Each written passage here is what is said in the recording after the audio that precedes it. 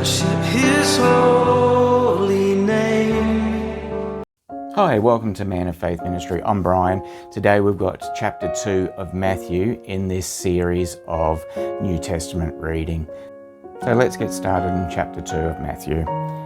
Now, after Jesus was born in Bethlehem of Judea, in the days of Herod the king, Magi from the east arrived in Jerusalem, saying, "Where is he who has been born King of Jews?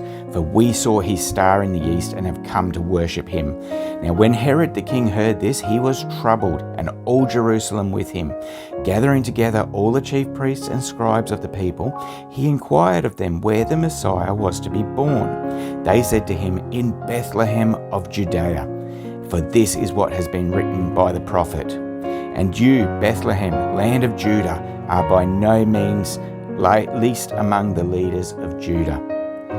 For out of you shall come forth a ruler who will shepherd my people Israel." Then Herod secretly called the Magi and determined from them the exact time the star appeared.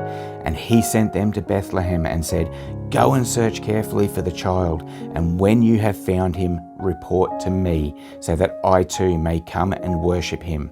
Now after hearing the king, they went their way, and the star which they had seen in the east went on before them until it came and stood over the place where the child was. When they saw the star, they rejoiced exceedingly with great joy. After coming into the house, they saw the child with Mary, his mother, and they fell to the ground and worshipped him. Then opening their treasures, they presented to him gifts of gold, frankincense, and myrrh. And having been warned by God in a dream not to return to Herod, the Magi left for their own country by another way. Okay, now we've got the flight to Egypt. Now when they had gone, behold, an angel of the Lord appeared to Joseph in a dream and said, "Get up, take the child and his mother and flee to Egypt, and remain there until I tell you, for Herod is going to search for the child to destroy him." So Joseph got up and took the child and his mother while it was still night and left for Egypt. He remained there until the death of Herod. This was to fulfill what he had been spoken by the Lord through the prophet, "Out of Egypt I called my son." Okay, Herod slaughtered babies is the next bit.